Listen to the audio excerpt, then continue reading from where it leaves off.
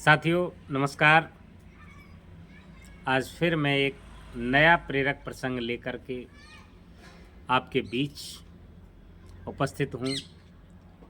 साथियों, आशा ही नहीं अब तो मुझे पूर्ण विश्वास है कि आप मेरे चैनल को अवश्य सब्सक्राइब करेंगे।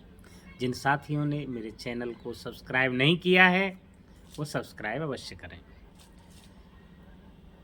एक दिन एक छोटा सा बच्चा था साथियों, बहुत छोटा बच्चा था।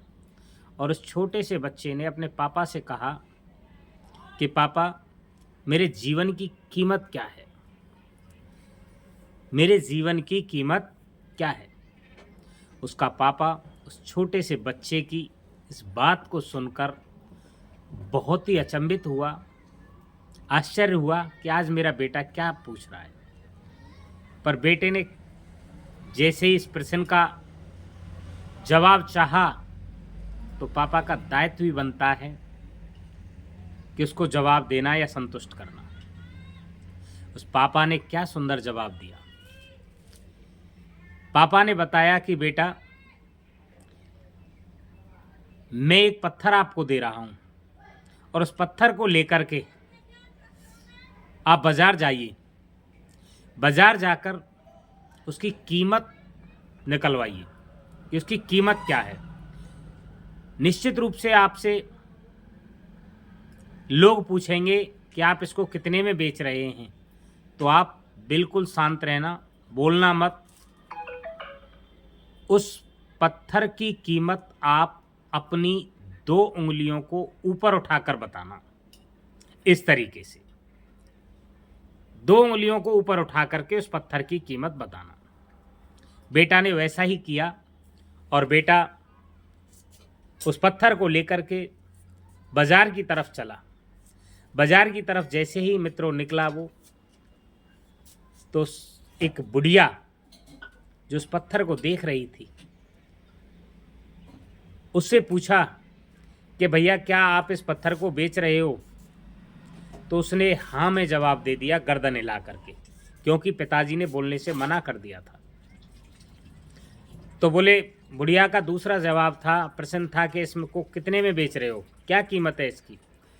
तो बेटे ने इस तरीके से 2 उंगली ऊपर करके और वो इशारा कर दिया। बुढ़िया बोली, इसका मतलब आप इसको 200 रुपये में बेच रहे हो। चूंकि पत्थर बेचना नहीं था, बुढ़िया ने कहा कि ठीक है, मैं 200 रुपये में इस पत्थर को खरीद लूँगी, आप मुझे दे दो। लेकिन उसको बेचना नहीं था। उस पत्थर को लेकर के वापस वो अपने पिताजी के पास आया। बोले, पापा, मुझे एक बुढ़िया मिली और उसने इस पत्थर की कीमत 200 रुपये लगाई है। बोले, बेटा कोई बात नहीं, ये रख दो, आप कल फिर देखते हैं। दूसरे दिन फिर वो उसी तरीके से समझाया और उस पत्थर को लेकर के उस पिता ने उस बच्चे को म्यूजियम में भेजा।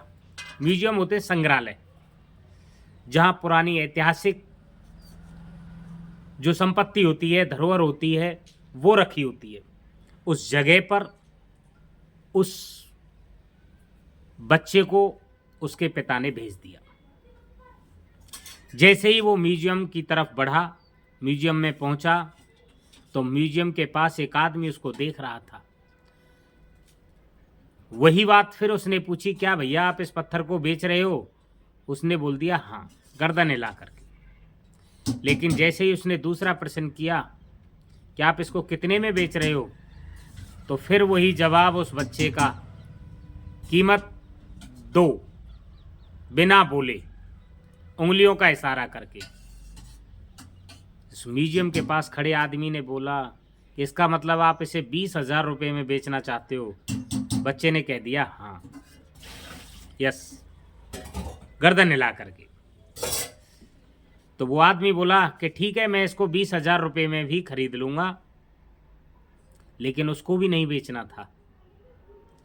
लड़का पुनः अपने पिताजी के पास गया और बोला कि पापा, एक व्यक्ति ने म्यूजियम के पास जो खड़ा था, उस व्यक्ति ने इसकी कीमत 20,000 रुपये लगाई है।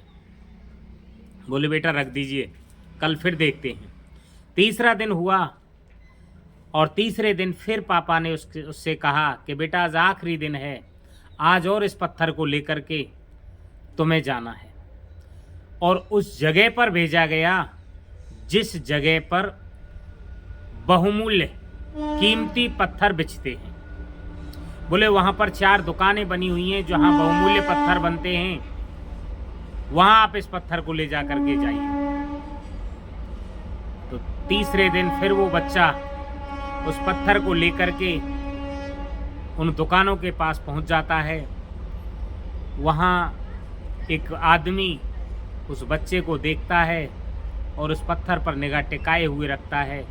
बोलता है बेटा क्या आप इस पत्थर को बेचना चाहते हो? तो उसने कह दिया हाँ मैं इसको बेचना चाहता हूँ। बोले क्या कीमत लेंगे, कितने में बेचेंगे? तो वही बच्चे ने तीसरे दिन भी वही जवाब दिया कि मैं इसको। तो उस आदमी ने समझा कि इसका मतलब इस पत्थर को आप 2 लाख रुपए में बेचना चाहते हो। उसने इस तरीके से हाँ में जवाब दे दिया, अपनी सहमति जताई कि हाँ। उस दिन भी उस पत्थर को नहीं बेचना था और उस अपने पापा के पास गया।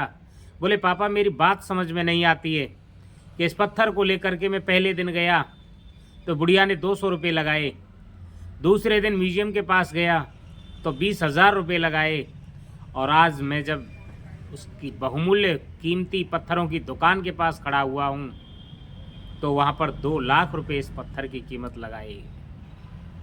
तो उसके पिता ने बड़ा सुंदर सा जवाब दिया, बेटा शायद अब आप समझ गए होंगे कि पत्थर वही है लेकिन कीमत अलग अलग है।